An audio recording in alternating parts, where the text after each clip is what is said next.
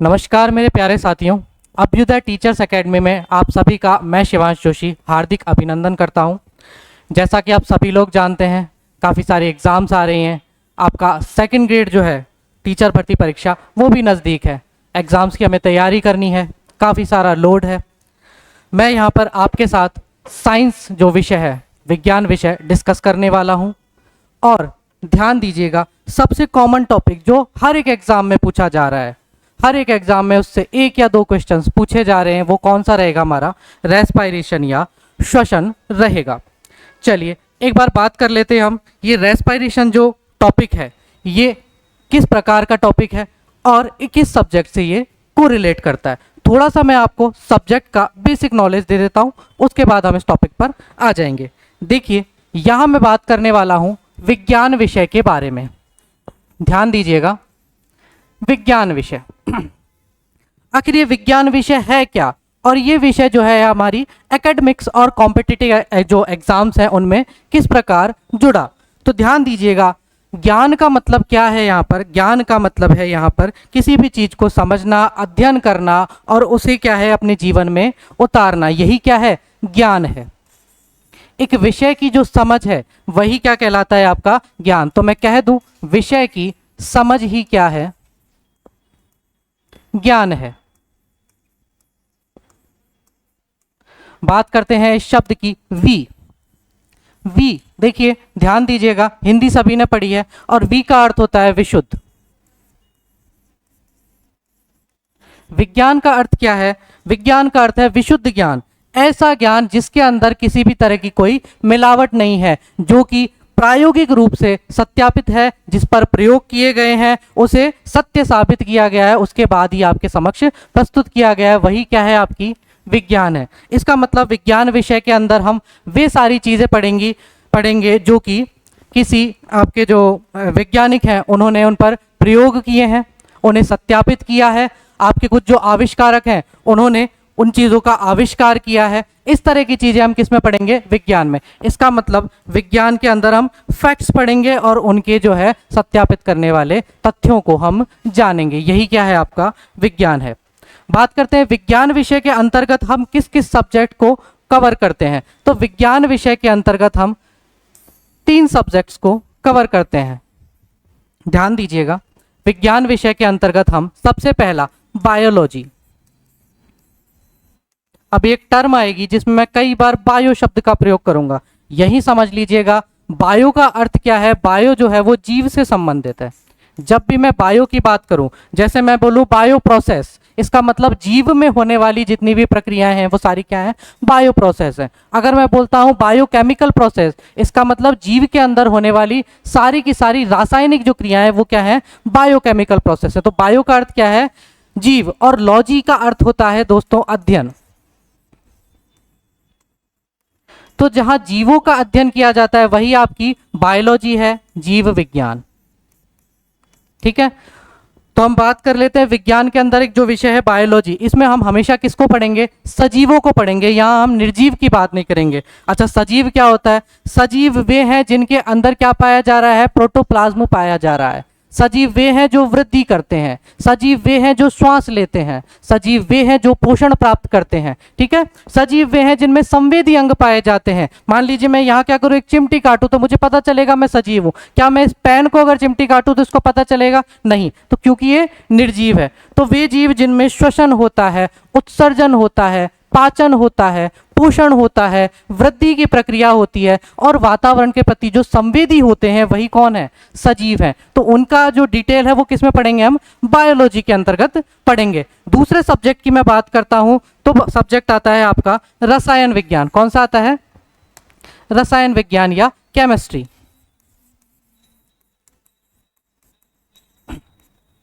ध्यान दीजिएगा, इसकी उत्पत्ति बायोलॉजी से ही हुई है। जब हमने देखा, सबसे पहले हम क्या देखते हैं? किसी भी पर्सन को अगर हम देखते हैं तो सबसे पहले उसकी स्ट्रक्चर, उसकी बनावट को हम देखते हैं कि ये सुडोल है, ये लंबा है, ये चौड़ा है, इस तरह से चीज़ें हम देखते हैं। तो सबसे पहले बायोलॉजी के अंतर्गत हमने उसकी मॉर्फोलॉजी या एनाटॉमी हमने देखी, उसकी सबसे पहले क्या देखी, उसकी शारीरिक एनाटॉमी हमने देखी कि भाई इसके 2 हाथ हैं, 2 पैर हैं, 1 मुंह है, ये सारी चीज़ें देखी। अब हमने देखा कि ये किस तरह से श्वास लेता है, किस तरह से पोषण करता है, तो उसके अंदर कुछ ना कुछ केमिकल्स होंगे जिनकी क्या है, केमिकल रिएक्शंस हो रही होंगी और उन्हीं से ये पोषण प्राप्त कर रहा है। तो उन केमिकल्स को जब हमने पढ़ा तो उसके लिए एक अलग ब्रांच हमने खोल दी जिसका नाम क्या था, रसायन विज्ञान। यहां पर जीवों के रसायनों का अध्ययन किया जाता है। यहाँ जीवों के रसायन, पादपों के रसायन, उन रसायनों से बनने वाले जो उत्पाद हैं उनका अध्ययन हम करते हैं, उनकी मेकिंग हम देखते हैं, उनसे प्रोडक्ट्स किस तरह से बनेंगे वो किस में देखते हैं हम, केमिस्ट्री के अंदर। तो आपको चीज़ समझ में आई। सजीवों के बारे में हम बात करेंगे तो बायोलॉजी, सजीवों से रिलेटेड रसायन जो उनके अंदर जो केमिकल्स हैं उनकी बात करेंगे तो केमिस्ट्री। तीसरा जो है आपका आता है सब्जेक्ट भौतिक विज्ञान, फिजिक्स। हमने देख लिया कि एक सजीव है, इसकी स्ट्रक्चर कुछ इस तरह से है, इसके 2 हाथ हैं, पैर है, मुंह है, ये सारी चीज़ हमने देख ली। वो किस तरह से पोषण प्राप्त कर रहा है, श्वसन कर रहा है, उसमें कुछ जो केमिकल्स काम आ रहे हैं वो हमने केमिस्ट्री में देख ली है। अब बात करते हैं भौतिक संसार की। भौतिक विज्ञान के अंदर वो सारी चीज़ आते हैं जो किसी वातावरण के साथ आपका कोरिलेशन दर्शाते हैं। किस तरह से, फिजिक्स के अंदर एक रूल है, हर एक चीज़ को पिंड कहा जाता है। क्या कहा जाता है दोस्तों, पिंड कहा जाता है। जैसे कि ये पृथ्वी जो है एक पिंड है, मैं भी कौन हूं, पिंड। तो 2 पिंड आपस में किस तरह से रिएक्शन कर रहे हैं वो सारी चीजें किस में देखी जाएंगी, फिजिक्स के अंदर देखी जाएंगी, है ना।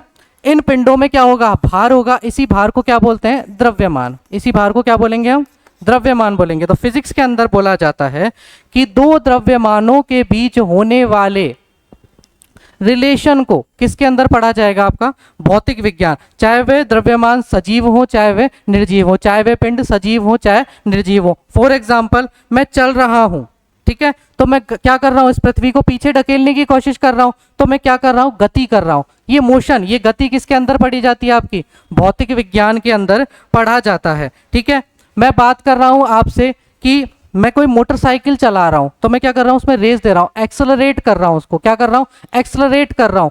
त्वरण जिसे हिंदी में बोला जाता है, वो त्वरण किसमें पढ़ा जाएगा, आपके भौतिक विज्ञान के अंतर्गत पढ़ा जाएगा। तो ब्रांचेस आपको समझ में आ गई होंगी कि विज्ञान की कौन कौन सी ब्रांच है, 3 ब्रांच है, बायोलॉजी, केमिस्ट्री और फिजिक्स। अच्छा देखिए, यहां चीजें खत्म नहीं होती हैं। अब एक नई ब्रांच जो है वो सामने आई है, और वो कौन सी है, तकनीकी या टेक्नोलॉजी। तो अगर हम देखें तो विज्ञान की कितनी ब्रांचेस हो गई, 4 ब्रांचेस हो गई। ये टेक्नोलॉजी के अंतर्गत क्या होता है, इस तकनीकी के अंतर्गत क्या होता है, ये भी एक बार समझ लीजिए। तकनीकी के अंतर्गत बायोलॉजी, केमिस्ट्री और फिजिक्स के जितने भी रूल हैं उनसे मानव उपयोगी कोई सामग्री यदि बनाई जा रही है तो वो किसके अंतर्गत आएगी, टेक्नोलॉजी के अंतर्गत आएगी। For example vaccination, for example vaccination, टीकाकरण। क्या है टीकाकरण, टीकाकरण है कोई जीव हमने पकड़ा, कोरोना की मैं बात करूं तो वहां सक्रिय और निष्क्रिय टीका बना था। अच्छा, ये सक्रिय और निष्क्रिय टीका क्या है, ध्यान दीजिएगा। सक्रिय टीका वो जिसमें कोरोना का जो जीव है उस कोविड-19 के जीव को क्या किया जाता है, निष्क्रिय अवस्था में किया जाता है, और उसको क्या कर दिया जाता है, उसको इंजेक्ट किया जाता है ताकि वो इन्फेक्शन ना फैलाए, और उसको क्या कर दिया जाता है, सिरिंज में भर के हमें वैक्सीनेट कर दिया जाता है। इससे बॉडी रिएक्शन करेगी और बॉडी क्या है, उसके प्रति क्या बना लेगी, एक केमिकल बना लेगी, और फर्दर कभी वापस से कोरोना का अटैक होता है तो हमारे अंदर पहले से उसकी दवा बन चुकी है शरीर के अंदर। वही क्या है आपका वैक्सीनेशन या टीकाकरण। किससे बना, जीव से बना, जीवित जीव से बना। तो उन्हीं जीवित जीवों से क्या हमने बना लिया, एक वैक्सीनेशन। यही तो क्या है, हमारी टेक्नोलॉजी है। ठीक है, हमें पता चला भौतिक संसार के अंतर्गत बहुत सारी चीजें, जैसे कि सिलिकॉन चिप। सिलिकॉन चिप का हमें पता चला कि जो सिलिकॉन चिप है ये अर्धचालक है। अर्धचालक का मतलब क्या है कि 2 बैंड होते हैं दोस्तों, ध्यान रखना। एक तो होता है आपका वैलेंस, एक तो होता है वैलेंस बैंड,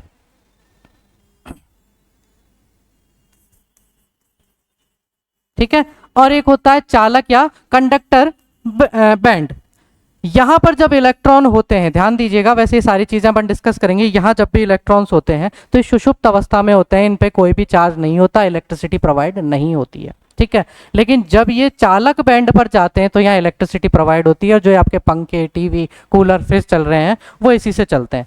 अर्धचालक पदार्थों के अंतर्गत क्या होता है, अर्धचालक पदार्थों में ये दोनों बैंड जो है इनकी जो स्पेस है उसको कम कर दिया जाता है। तो अर्धचालक पदार्थों के अंतर्गत ये गुण हो जाता है कि अगर इनको थोड़ा सा भी इलेक्ट्रिसिटी दे दी जाए तो ये क्या करते हैं, चालकता का गुण प्रदर्शित करने लग जाते हैं। सिलिकॉन चिप जो है उसमें हमें पता चला कि हम कुछ अर्धचालक मटेरियल्स मिला देते हैं तो ऐसी सिचुएशन आ जाती है कि ये दोनों बैंड पास में आ जाते हैं। अब क्या है, हम छोटी सी बैटरी से भी अगर उसे ऊष्मा देंगे तो क्या होगा, वो काम करने लग जाएगी, है ना। याद कीजिए आपके मोबाइल फोन में क्या होता है, छोटी बैटरी होती है और उसमें एक चिप होती है, इसको हम मदरबोर्ड बोलते हैं, वो सिलिकॉन चिप होती है। जब बैटरी से उस सिलिकॉन चिप को क्या दिया जाता है, इलेक्ट्रॉन दिए जाते हैं, विद्युत दी जाती है, तो उस छोटी सी बैटरी के आवेश से ही वो आवेशित हो जाती है। क्या ये टेक्नोलॉजी नहीं है, ये टेक्नोलॉजी ही है। तो वातावरण में ही पाया जा रहा है सिलिकॉन, उसी से हमने क्या कर दिया, मानव उपयोगी वस्तुएं बना दी, जैसे लैपटॉप हो गया आपका, और फोन हो गई, टेलीफोन हो गई, सारी चीजें बनाए। तो ये एक टेक्नोलॉजी की शाखा है। अगर मैं कहूँ, इसकी परिभाषा मैं दूं तो मैं क्या कहूँगा, प्रकृति में पाए जाने वाले वे सभी पदार्थ जिनसे मानव उपयोगी वस्तुओं को निर्मित किया जा सके, वही आपकी क्या कहलाती है, तकनीकी या टेक्नोलॉजी कहलाती है। तो ये एक ब्रीफ इंट्रोडक्शन किसका रहेगा दोस्तों, आपके विज्ञान विषय का रहेगा। अब हम आते हैं अपने मेन टॉपिक पर, जिसके बारे में हम बात करेंगे, वो है आपका श्वसन या रेस्पायरेशन। देखिएगा, श्वसन या रेस्पायरेशन किसे कहा जाता है, रेस्पायरेशन एक कॉमन सी चीज, एक सामान्य सी अगर परिभाषा हम बताते हैं तो जनरल वे में हम कहते हैं कि श्वास लेना एवं श्वास छोड़ना ही क्या कहलाता है, श्वसन कहलाता है। लेकिन रुकिएगा, ये चीज सही नहीं है। श्वसन को जब हम पढ़ते हैं तो इसे दो पार्ट्स में हम डिवाइड करके पढ़ते हैं। और ध्यान दीजिएगा, यहां से सवाल पूछा गया है। क्या पूछा गया, देखिएगा कि श्वास लेना और श्वास छोड़ने की जो प्रक्रिया है वो क्या कहलाती है। तो ध्यान दीजिएगा, श्वास लेना और श्वास छोड़ना वो कहलाता है आपका ब्रीथ या ब्रीदिंग, जिसे हिंदी में कहा जाता है श्वासोच्छ्वास।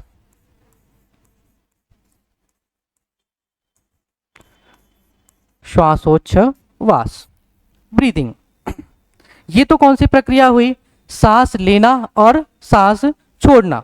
अच्छा, इसके बाद जब हमने सांस ली, ठीक है, तो सांस लेने से क्या हुआ, ऑक्सीजन हमारे अंदर गई और कार्बन डाइऑक्साइड हमारे बाहर निकली। यही जो ऑक्सीजन अंदर लेना और कार्बन डाइऑक्साइड छोड़ना, या मैं कह दूं गैसों का विनिमय होना, वातावरण से शरीर के अंदर गैसों का आदान प्रदान होना, यही आपका क्या कहलाता है, ये कहलाता है आपका रेस्पायरेशन। यही आपका क्या कहलाता है, रेस्पायरेशन। ध्यान दीजिएगा, यहां से सवाल क्या उठ के आता है, आपसे पूछ लिया जाता है एक्सटर्नल रेस्पायरेशन क्या है। तो इसी जो ब्रीथिंग है इसी को हम क्या बोल देते हैं, एक्सटर्नल रेस्पायरेशन। एक्सटर्नल रेस्पायरेशन, ठीक। और रेस्पायरेशन जो है इसको हम बोलते हैं दोस्तों इंटरनल या सेल्यूलर रेस्पायरेशन। सेल्यूलर रेस्पायरेशन, ठीक है। इसी को हम क्या क्या बोलते हैं, आंतरिक या कोशिकीय श्वसन। तो अगर आपसे पूछ लिया जाए आंतरिक या कोशिकीय श्वसन कौन सा है, तो वो आपका रेस्पायरेशन है, जिसमें जो गैसें हैं उनका आदान प्रदान होता है। अगर आपसे पूछा जाए एक्सटर्नल रेस्पायरेशन कौन सा है, तो श्वासोच्छ्वास है। लेकिन चूंकि आप बड़ी एग्जाम की तैयारी कर रहे हो तो क्या ये छोटी चीजें पूछी जाएंगी, नहीं। यहां पे एक नाम याद रखिएगा, ब्रीथिंग या श्वासोच्छ्वास को क्या बोलते हैं हम, इसका एक नाम है, साइंटिफिक टर्म है पल्मोनरी वेंटिलेशन। क्या नाम है, पल्मोनरी वेंटिलेशन। वातावरण से श्वास लेकर के कहां तक पहुंचाना, हमारे फेफड़ों तक पहुंचाना, और फेफड़ों से वापस उस श्वास को कहां लाना, बाहर लाना। ये क्या कहलाता है, पल्मोनरी वेंटिलेशन। सीधी सी भाषा में आपको बताऊं, कमरे में कभी कभी जब हवा नहीं प्रॉपर आती, जैसे हम कूलर लगाते हैं, उमस हो जाती है, तो हम क्या बोलते हैं, यार प्रॉपर वेंटिलेशन नहीं है, प्रॉपर वेंटिलेशन मतलब कि ये जो कूलर की हवा है ये बाहर नहीं जा पा रही है ताकि वो ठंडी हवा और खींच सके, तो यहाँ गर्मी हो रही है, उमस हो रही है, तो प्रॉपर वेंटिलेशन नहीं है बोला जाता है ना। और प्रॉपर अगर हवा चल रही है तो कभी प्रॉपर वेंटिलेशन है इस कमरे के अंदर, है ना। हम जो ऊपर ये जो अपने दरवाजे होते हैं इनके ऊपर क्या लगाते हैं, वेंटिलेटर लगाते हैं, किस काम आते हैं, गर्म हवा को बाहर फेंकने के और ठंडी हवा को अंदर लाने के लिए। ये भी तो वही कर रहा है, हवा को अंदर ले रहा है और हवा को क्या कर रहा है, बाहर छोड़ रहा है, इसलिए इसको क्या बोल दिया, वेंटिलेशन। और पल्मोनरी जो टर्म है ये फेफड़े होते हैं, फेफड़ों से रिलेटेड जितने भी टर्म है वो क्या कहेंगे, पल्मोनरी टर्म, पल्मोनरी उनको बोलेंगे। कैसे, जैसे हम फेफड़ों से जो शिराएं निकलती हैं उनको हम क्या बोलेंगे, पल्मोनरी वेन्स, क्या बोलेंगे, पल्मोनरी वेन्स बोलेंगे उनको, ठीक है। तो जहां भी पल्मोनरी टर्म आपको दिखे वहां आप क्या याद रखेंगे, ये फेफड़े से रिलेटेड है। अच्छा एक चीज और याद आ जाती है यहीं, अगर कार्डियक टर्म आपको दिखे, अगर आपको क्या दिखे कार्डियक टर्म, तो ये आपकी हृदय से रिलेटेड है, किससे रिलेटेड है, हृदय से। और अगर आपको दिखे न्यूरल टर्म तो ये आपके मस्तिष्क से रिलेटेड है, किससे रिलेटेड है, मस्तिष्क से रिलेटेड है। ओके ध्यान रखिएगा, पल्मोनरी किससे रिलेटेड है, फेफड़ों से रिलेटेड है। क्यों, क्योंकि पल्मोनरी का या पल्मोन का मतलब होता है छोटे छोटे छिद्र, और छोटे छोटे छिद्र से ही क्या निकलेगी, वायु निकलेगी, इसलिए ये किससे रिलेटेड है, फेफड़ों से। कार्डियक जो है आपका हृदय से रिलेटेड है। बोलते हैं ना अरे यार कोई कार्डियक डिजीज हो गई, मतलब हमारे हृदय में कोई डिजीज हो गई। न्यूरल मतलब ब्रेन, क्योंकि इसमें न्यूरॉन्स पाए जाते हैं, क्या पाए जाते हैं, न्यूरॉन्स, जिन्हें बोलते हैं सूचना के पैकेट्स, जिनके अंदर हम ये सारी सूचनाएं रखते हैं। तो इसलिए न्यूरल अगर टर्म आ जाए तो वो मस्तिष्क से रिलेटेड है। फॉर एग्जाम्पल न्यूरोलॉजिस्ट, मस्तिष्क का सर्जन, मस्तिष्क का क्या, डॉक्टर। कार्डियोलॉजिस्ट, किसका, हृदय का डॉक्टर। ठीक है, समझ में आ गई सारी चीजें, इतना आप एक बार देखिएगा। अब हम बात करते हैं इससे आगे कि ये जो दोनों टर्म है इनको हम थोड़ा समझ लेते हैं और इनसे क्या क्या सवाल आ सकते हैं। ठीक है, पहला सवाल तो आपको ये याद रखना है, पल्मोनरी वेंटिलेशन इसको बोला जाता है। सवाल इस तरह से पूछा गया है, श्वास लेना एवं श्वास छोड़ने की जो प्रक्रिया है उसे क्या कहा जाता है। चार आपको ऑप्शंस दे देंगे और क्या लिखा होगा एक ऑप्शन में, पल्मोनरी वेंटिलेशन। ठीक है, चलिए अब हमने बात करी श्वासोच्छ्वास और श्वसन के बारे में। अब मैं समझता हूं आप बेहतर तरीके से समझ गए होंगे ब्रीदिंग या श्वासोच्छ्वास क्या है और रेस्पिरेशन क्या है। देखिए श्वासोच्छ्वास की जब मैं बात करता हूं तो मैं साफ साफ कहता हूं क्या है ये, श्वास लेना और श्वास छोड़ना, यही है।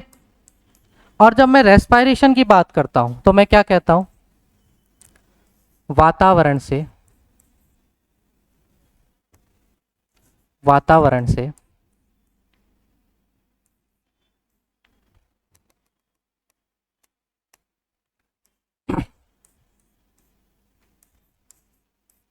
शरीर में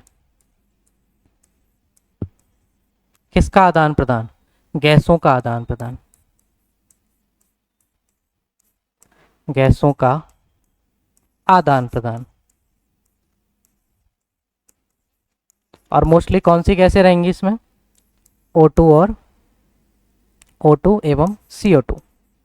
ठीक है, चलिए यहां तक की चीज समझ में आई, श्वास लेना श्वास छोड़ना। एक और सवाल यहां से पूछा जाता है कि श्वासोच्छ्वास ब्रीदिंग या पल्मोनरी वेंटिलेशन एक सक्रिय या फिर निष्क्रिय प्रक्रिया है, बताइए। ठीक है, या तो सक्रिय है या निष्क्रिय है। क्या पूछ लिया जाता है कि ये या तो क्या है, एक्टिव प्रोसेस है या कैसी प्रोसेस है दोस्तों, पैसिव प्रोसेस है। ठीक है, कैसी प्रोसेस है, या तो एक्टिव प्रोसेस है या पैसिव प्रोसेस है। सेम सवाल किसमें पूछ लिया जाता है, आपके रेस्पिरेशन के अंदर पूछ लिया जाता है। तो आप एक बार खुद सोचिएगा एक्टिव प्रोसेस किसे कहा जाएगा, पैसिव प्रोसेस किसे कहा जाएगा। देखिएगा, ध्यान दीजिएगा, मैं एक छोटा सा एग्जांपल देके आपको समझा रहा हूं। अगर आप कोई चीज बाजार में खरीदने जाते हो तो क्या करते हो, आप उस चीज का पैसा देते हो। पैसा देते हो तो आप हमेशा सजग रहते हो कि भाई इसने मांगा 500, अब मैं क्या करूंगा, इस पर मोल भाव करूंगा, मोल भाव करके क्या करूंगा, कम करवाऊंगा, कम करवा के एक बार अच्छे से गिनूंगा 2-3 बार और फिर उसको पैसा दूंगा। तो आप उस टाइम क्या हुए, पैसिव हुए या एक्टिव हुए, एक्टिव रहे ना उस टाइम। डेफिनेटली आपका पैसा जा रहा है इसलिए क्या हुए, आप एक्टिव हुए। और अगर आपका कोई दोस्त कोई सामान दिला रहा है तो क्या आप एक्टिव हुए, नहीं हो गए, वहां पैसे रहोगे, वो चाहे 5 का दिला चाहे 5000 का दिला, वो उसके ऊपर है। तो इसका मतलब वहां पर पैसा क्या कर रहा है, महत्वपूर्ण भूमिका निभा रहा है। शरीर के अंदर क्या पैसे जैसी ऐसी क्या चीज़ है जो महत्वपूर्ण भूमिका निभाती है, तो शरीर के अंदर होती है ऊर्जा। जहां आपकी ऊर्जा लग रही है वो तो कैसी प्रोसेस होगी, एक्टिव प्रोसेस होगी, ठीक है। और जहां आपकी ऊर्जा नहीं लग रही है वो कैसी प्रोसेस होगी, पैसिव प्रोसेस होगी। अब एक बार खुद सोचिए कि ब्रीदिंग या श्वासोच्छ्वास जो है वो एक्टिव है या पैसिव। देखिएगा, मैं सांस ले रहा हूं, जब मैंने सांस लिया तो मेरे अंदर की जो मसल्स हैं, मेरे अंदर के फेफड़े की जो नली है, ट्रैकिया है, इन सब की जो मसल्स हैं वो कैसी हुई, खिंची। हमारे अंदर जितनी भी मसल्स हैं उनमें इलास्टिसिटी का गुण पाया जाता है, इलास्टिक जैसी होती हैं। रबड़ को खींच करके देखिए, आपको ऊर्जा लगेगी, लगेगा थोड़ा सा, है ना, एफर्ट लगेगा, इसका मतलब आपकी ऊर्जा लग रही है। जब आप सांस ले रहे हो तो क्या हो रहा है, ऊर्जा लग रही है, इसका मतलब श्वास लेना तो कैसी प्रोसेस हो गई, एक्टिव प्रोसेस हो गई। सांस लेना तो कैसी हो गई, एक्टिव प्रोसेस हो गई। वही मैं रबड़ की वापस बात करता हूं, जैसे आपने उसको खींचा, वापस उसको छोड़ते हो तो क्या ऊर्जा लगती है, नहीं, वो वापस अपने शेप में आ जाता है। इसका मतलब जब हम सांस छोड़ रहे हैं तो हमारी जो मसल्स हैं वो वापस क्या होंगी, कॉन्ट्रैक्ट होंगी, जो फैली थी वो वापस कॉन्ट्रैक्ट होंगी। तो हमें ऊर्जा देनी पड़ी उनको कॉन्ट्रैक्ट करने के लिए, नहीं देनी पड़ी। तो ये कैसी प्रोसेस हो गई दोस्तों, ये हो गई आपकी पैसिव प्रोसेस। कैसी प्रोसेस हो गई, पैसिव प्रोसेस। आपसे यदि सवाल पूछा जाए कि पल्मोनरी वेंटिलेशन में श्वास लेना, स्पेसिफिकली पूछा जाए श्वास लेना कैसी प्रक्रिया है, तो आप लिखेंगे एक्टिव प्रोसेस है, और श्वास छोड़ना कैसी है, तो पैसिव प्रोसेस है। और सीधा सवाल पूछ लिया जाए कि पल्मोनरी वेंटिलेशन या ब्रीथिंग के अंदर, या ब्रीथिंग जो है वो किस प्रकार की प्रक्रिया है, तो वहां ऑप्शन दिया होगा एक्टिव एंड पैसिव अभिक्रिया, एक्टिव एंड पैसिव प्रोसेस है। समझ में आई चीज। चलिए अब बात करता हूं मैं किसकी, श्वसन की। ये एक्टिव या पैसिव, ध्यान दीजिएगा, मैं बात कर रहा हूं श्वसन की। श्वसन क्या है, गैसों का आदान प्रदान जिससे ऊर्जा का निर्माण हो रहा है। गैसों का आदान प्रदान जिससे क्या हो रहा है, हमें ऊर्जा मिल रही है, जिससे हमें क्या मिल रही है, ऊर्जा मिल रही है।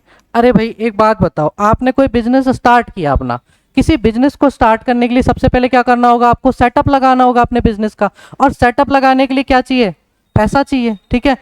तो जब आप किसी बिजनेस को सेटअप कर रहे हो तो आपके दिमाग में क्या है कि मेरे को इस बिजनेस से पैसा कमाना है, तो उस पैसे को कमाने के लिए तो कुछ पैसा लगाना पड़ेगा। वही चीज यहाँ पे आप ऊर्जा निर्मित कर रहे हो, तो इस ऊर्जा को निर्मित करने के लिए उस कार्बोरेटर जो आपके अंदर जो वो प्रोसेस है, उस प्रोसेस को चलाने के लिए भी तो आपको थोड़ी ऊर्जा देनी पड़ेगी, तभी तो वो चलेगी, ठीक है। वो प्रोसेस तभी तो क्या होगी, काम करेगी, आपके जो अंदर है ऊर्जा बनाएगी, जब आप उसको थोड़ी ऊर्जा दोगे। तो कहने का मतलब ऊर्जा निर्माण के लिए हमें क्या देनी पड़ती है, थोड़ी बहुत ऊर्जा शरीर से देनी पड़ती है। इसलिए कैसी प्रोसेस हो जाएगी, मैंने बताया था, ऊर्जा अगर दी जा रही है तो कैसी प्रोसेस हो जाएगी, एक्टिव प्रोसेस हो जाएगी। कैसी प्रोसेस हो जाएगी, एक्टिव प्रोसेस। समझ में आ गई चीज, एक्टिव कौन सा है और पैसिव प्रोसेस कौन सा है।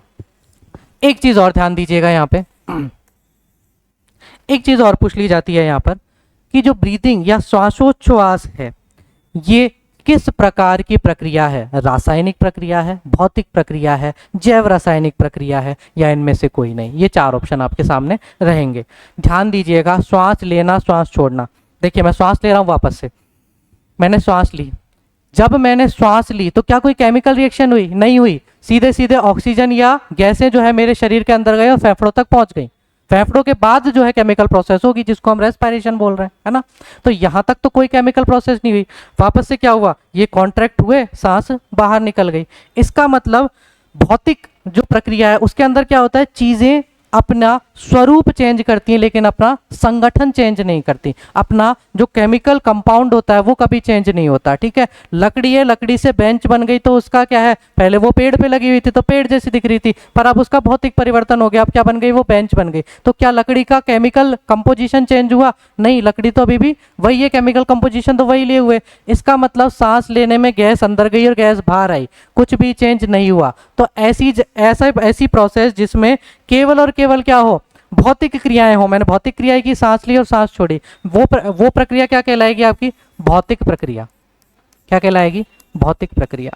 ध्यान दीजिएगा, सवाल क्या पूछा जाएगा कि ब्रीथिंग या पल्मोनरी वेंटिलेशन किस प्रकार की प्रक्रिया है, तो किस प्रकार की, भौतिक प्रक्रिया है, फिजिकल प्रोसेस है। कैसी है, फिजिकल प्रोसेस,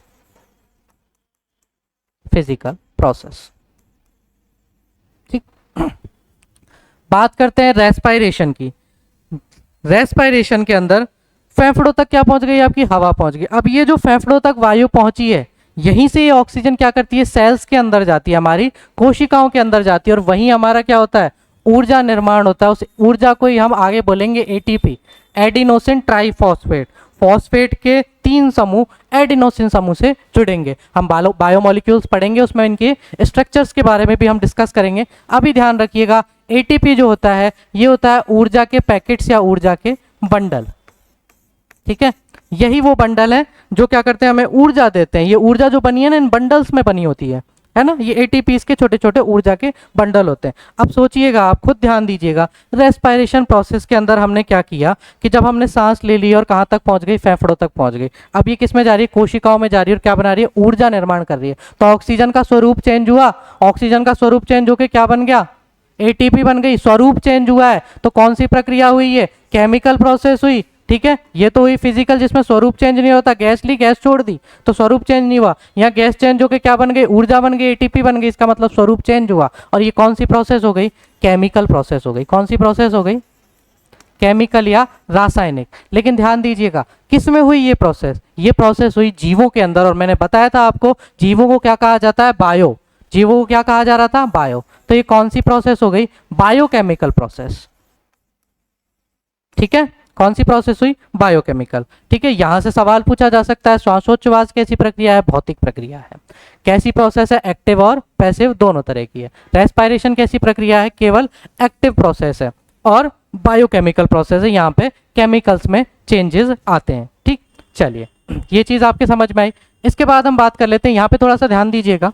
रेस्पायरेशन की जब हम बात करते हैं, मैंने बात करी अभी, बायोकेमिकल प्रोसेस है। कैसे है बायोकेमिकल, स्वरूप चेंज कैसे हुआ, तो हम जो भी चीज़ खाते हैं, है ना, जो भी चीज़ खाते हैं उसे हमारा जो शरीर है वो ग्लूकोज के रूप में संचित करता है। और ग्लूकोज का जो फॉर्मूला है वो कौन सा क्या होता है, C6H12O6। ये क्या है, हमारा ग्लूकोज है, ठीक है। ये जो ग्लूकोज है, मैंने अभी कहा श्वास ली, क्या गई हमारे अंदर, ऑक्सीजन गई। ये ग्लूकोज, ध्यान दीजिएगा, ऑक्सीजन की उपस्थिति में, ऑक्सीजन अंदर गई, क्या करता है, ऊर्जा निर्माण करता है। कैसे निर्माण करेगा ऊर्जा, तो सबसे पहले तो क्या बनाएगा, बाहर कार्बन डाइऑक्साइड निकलती है तो कार्बन डाइऑक्साइड बनाएगा, और क्या बनाएगा, हमारे अंदर जल बनाएगा, और साथ में ऊर्जा किसके रूप में, एटीपी के रूप में हमें ऊर्जा दे देगा। यही वो रेस्पायरेशन की प्रोसेस है। क्या है, यही रेस्पायरेशन। इसे संतुलित कर लेते हैं, ठीक है। चलिए देखिएगा, हमारे अंदर भोजन जो है वो ग्लूकोज के रूप में स्टोर हुआ, संचित हुआ। जब हमें ऑक्सीजन मिली तो ऑक्सीजन ने इससे क्या किया, रिएक्शन किया, एक प्रक्रिया हुई जिससे हमें क्या मिला, एटीपी मिला। और वही प्रक्रिया क्या कहलाई, हमारी रेस्पायरेशन कहलाई, ठीक है।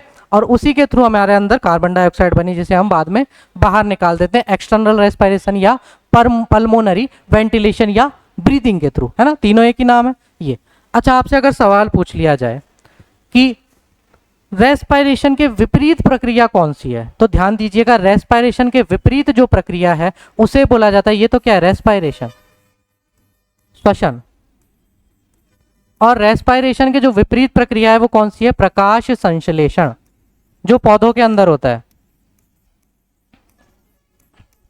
सुना है कि पौधे जो हैं क्या करते हैं, जब उन्हें सूरज मिलता है, सूरज से जो प्रकाश मिलता है, तो ये क्या करते हैं, ये धरती से तो ले लेते हैं क्या, जल ले लेते हैं, और वातावरण से क्या ले लेते हैं, कार्बन डाइऑक्साइड ले लेते हैं। धरती के अंदर खनिज तत्व और जल विद्यमान है, तो जड़ों से तो क्या ले लेंगे, ये पादप H2O, और वातावरण में हम जो एक्सेल कर रहे हैं, हम जो CO2 बाहर निकाल रहे हैं, वो CO2 इन्होंने ले ली। और किसकी उपस्थिति में, प्रकाश की उपस्थिति में। प्रकाश को हम लिखते हैं H न्यू, ठीक है। H न्यू क्या है, हमारा प्लांक नियतांक है। एक प्लांक हुए थे, ठीक है, मैक्स प्लांक, उन्होंने प्रकाश को क्या है, क्वांटा बोला था, और इसकी जो राशि है वो H न्यू से दर्शाते हैं हम। तो इन्होंने क्या बोला कि जब प्रकाश संश्लेषण क्या प्रक्रिया है कि जब H2O और CO2 प्रकाश की उपस्थिति में आते हैं, तो ये क्या कर लेते हैं दोस्तों, प्रकाश की उपस्थिति में ये क्या करते हैं, आपके वापस से ग्लूकोज बना देते हैं, C6H12 क्या बना देते हैं, O6 बनाते हैं। प्रकाश क्या है, वही ऊर्जा है, ध्यान दो, H2O वो रहा, CO2 वो रहा, और प्रक्रिया क्या हो गई, पूरी चेंज हो गई, इधर वाली प्रोसेस कैसे हो गई, इधर अगर यहां से देखें तो क्या है रेस्पायरेशन, इधर से देखें तो क्या है प्रकाश संश्लेषण। पूछ लिया जाता है कि प्रकाश की उपस्थिति में, या ऐसे पूछ लिया जाता है कि रेस्पायरेशन के विपरीत कोई प्रक्रिया है तो वो कौन सी है आपकी प्रकाश संश्लेषण है, जो पौधों के अंदर होती है, जिससे हमें क्या मिलती है ऑक्सीजन मिलती है। ठीक है, यहीं से क्या मिल जाएगी हमें O2 मिल जाएगी, ये O2 जो यहाँ जुड़ी थी वो यहाँ आ जाएगी, इसको भी संतुलित कर लो, वही प्रक्रिया है, देख लीजिए वही प्रक्रिया है C6H12O2, C6H12O2 इसने ये बनाया और प्रकाश संश्लेषण में इस तरह की प्रोसेस हो गई। ये क्या है हमारा ब्रीदिंग प्रोसेस है, जिससे हम क्या करते हैं ऊर्जा का निर्माण करते हैं। अब ध्यान दीजिएगा एक सवाल और पूछ लिया जाता है C6H12O6 क्या था, ये हमारा ग्लूकोज था। ठीक, ये जो ग्लूकोज है क्या केवल ये ऑक्सीजन की उपस्थिति में ही ऊर्जा का निर्माण करता है? अगर ऑक्सीजन ना हो, किसी वजह से किन्हीं जीवों में ऑक्सीजन रिक्वायर्ड ना हो, ऑक्सीजन उपस्थित ना हो, तो क्या वो श्वसन नहीं करेंगे? ऐसा नहीं है। तो ध्यान दीजिएगा सवाल क्या आता है, पूछ लिया जाता है 3 तरह की प्रोसेस होती हैं। पहली प्रोसेस जिसमें ग्लूकोज के साथ कौन जुड़ रहा था, यहां लिख देता हूं, ऑक्सीजन जुड़ रहा था, है ना, O2 जुड़ रहा था, ग्लूकोज के साथ कौन जुड़ रहा था, O2 जुड़ रहा था ऑक्सीजन, जिससे हमें क्या मिला था CO2 और H2O और ATP, यही था CO2 H2O और ATP हमें मिल रहा था। ये तो जो प्रक्रिया ये किसकी उपस्थिति में हो रही है, ऑक्सीजन की उपस्थिति में हो रही है, इसलिए इस प्रक्रिया को बोल देते हैं ऑक्सी श्वसन, ऑक्सी श्वसन। एरोबिक रेस्पायरेशन, एरोबिक रेस्पायरेशन, ये हिंदी में भी लिखा आ जाता है एरोबिक रेस्पायरेशन। ठीक है, तो आप जो है इंग्लिश टर्म्स की याद रखना। ऑक्सीजन की उपस्थिति में जब भी ग्लूकोज का विघटन होगा और हमें कार्बन डाइऑक्साइड, जल और ऊर्जा मिलेगी, तो वो क्या होगी ऑक्सीश्वसन या एरोबिक रेस्पायरेशन। क्या ये जो एरोबिक रेस्पायरेशन है हमारे अंदर होता है? तो डेफिनेटली ये ह्यूमन के अंदर होता है ना, हमारे अंदर होता है। ये श्वास लेते हैं, इस तरह से प्रक्रिया होती है, हमें ऊर्जा मिलती है, तो वो रेस्पिरेशन हमारे अंदर होता है। एक आता है यीस्ट। यीस्ट के अंदर क्या होता है दोस्तों कि यहाँ पर ऑक्सीजन उपलब्ध नहीं होती, ऑक्सीजन नहीं होता तो भी इसको तो तोड़ना है, उसको तो ऊर्जा तो लेनी है, तो ये क्या करता है अभी भी इसको तोड़ेगा। किस में तोड़ेगा? वही CO2 और H2O में तोड़ेगा। ठीक है, ध्यान दीजिएगा यहाँ पे तोड़ेगा तो इसी में, लेकिन यहाँ पे अंतिम उत्पाद हम देख लेते हैं। अंतिम उत्पाद पूछ लिया जाता है एथेनॉल। क्या पूछ लिया जाता है? एथेनॉल और जल। जब ये ऑक्सीजन की अनुपस्थिति में ग्लूकोज को तोड़ेगा, कौन? यीस्ट। केवल और केवल यीस्ट में ये प्रक्रिया होती है। ठीक है, और यीस्ट जो होता है ना H2O और मैंने क्या बताया आपको CO2, है ना, तो एथेनॉल H2O और CO2 में टूटेगा। आपसे केवल और केवल क्या पूछ लिया जाता है, इसको थोड़ा सा याद रखना, एथेनॉल पूछा गया है। पिछला जो आपका सेकंड ग्रेड का एग्जाम था उसी में पूछा गया है आपसे कि ग्लूकोज ऑक्सीजन की अनुपस्थिति में यीस्ट के अंदर या इंसेक्ट्स के अंदर किस प्रकार की प्रोसेस दिखाता है, तो वहां प्रोसेस लिखी हुई है ethanol plus H2O plus CO2 या फिर CO2 H2O ATP। तो ध्यान रखना क्या बनाएगा? एथेनॉल, या इसी एथेनॉल को हम बोलते हैं एथिल अल्कोहल। क्या बोलते हैं इसी को? Ethyl alcohol.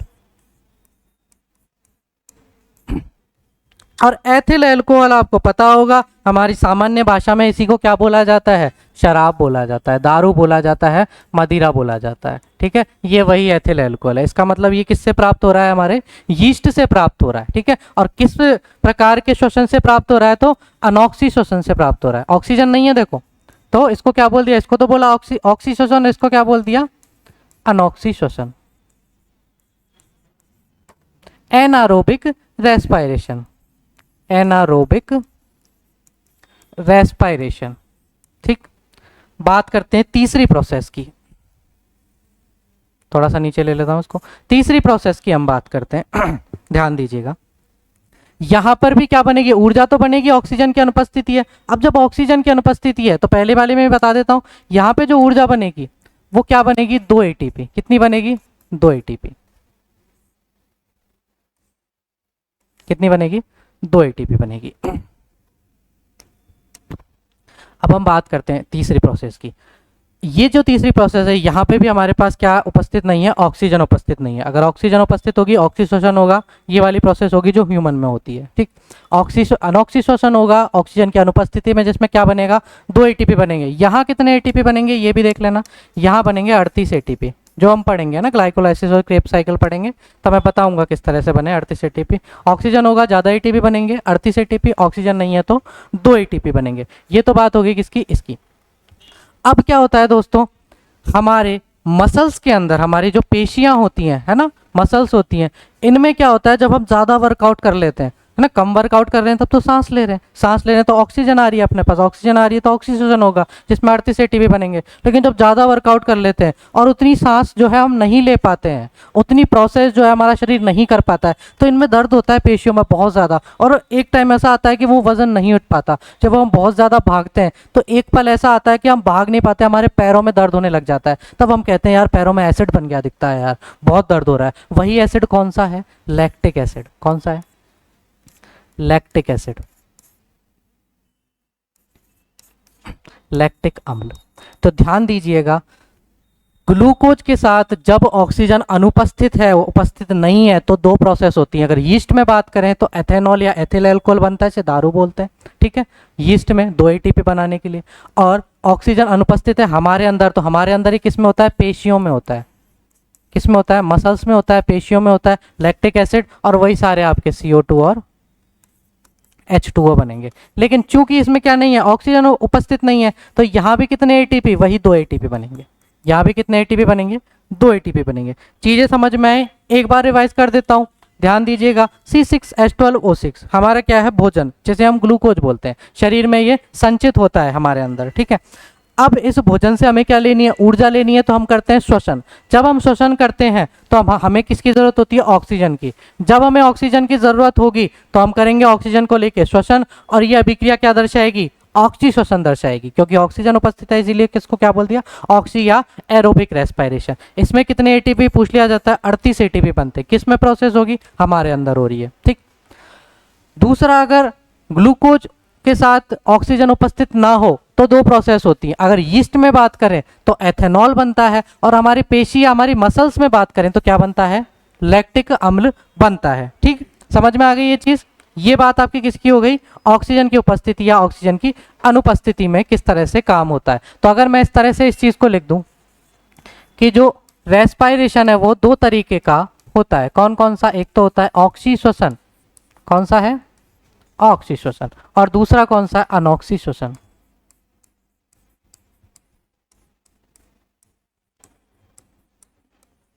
एक तो कौन सा है आपका एरोबिक रेस्पिरेशन, एरोबिक रेस्पिरेशन, और एक है आपका एनारोबिक रेस्पिरेशन, एनारोबिक रेस्पिरेशन। ऑक्सीशोषण, ऑक्सीजन की उपस्थिति, O2 उपस्थित, इधर O2 अनुपस्थित। कितने एटीपी बने थे, 38 एटीपी। जो आपसे पूछे जा रहे हैं वो फैक्ट एक जगह ला रहा हूं मैं, ध्यान दीजिएगा। इधर कितने एटीपी बने, 2 एटीपी। यहां 2 चीजें और पूछ ली जाती हैं। अगर ये प्रक्रिया यीस्ट में हो रही है तो क्या बनता था, एथेनॉल बनता था। और ये प्रक्रिया हमारी पेशियों में हो रही है, मसल्स में हो रही है, तो क्या बनता है, लैक्टिक अम्ल बनता है, लैक्टिक अम्ल बनता है। समझ में आई चीज। ये है आपका ऑक्सी श्वसन और अनॉक्सी श्वसन। अब हम बात करते हैं कि रेस्पिरेटरी ऑर्गन्स के अकॉर्डिंग हमारे जो जीव हैं उनको हमने यहां पर थोड़ा सा डिवाइड किया है। देखिएगा देखिएगा, पूछ लिया जाता है कई बार, और आपके जो सेकंड ग्रेड है उसके अंदर बिल्कुल लिखा हुआ है टाइप्स ऑफ रेस्पिरेशन, ठीक है, उसमें लिखा हुआ है। तो आप इतना तो समझ गए होंगे रेस्पिरेशन होता क्या है। मैंने आपको टाइप्स भी बता दिया, ऑक्सी और अनऑक्सी श्वसन। अब ऑर्गन्स कौन कौन से होते हैं, हर एक जीव में अलग अलग ऑर्गन्स होते हैं जो रेस्पिरेशन में काम आते हैं। देखिएगा सबसे पहले मैं बात करता हूं अमीबा के अंदर। ये अमीबा जो है इसको क्या बोलते हैं हम, एक कोशिकीय जीव, इसमें एक ही कोशिका पाई जाती है, सिंगल न्यूक्लियर है ना, या यूनिसेलुलर जो है ये जीव होता है ना, इसमें एक ही सेल पाई जाती है। किस में पाया जाता है? तो ये वाटर में पाया जाता है, पानी में पाया जाता है। एक ही सेल है तो इसको सारा काम अपनी एक सेल से करना है, एक ही सेल होती है इस तरह की, है ना, तो इसको ऑक्सीजन भी इसी सेल से लेनी है और CO2 भी इसी सेल से निकालनी है, ठीक है।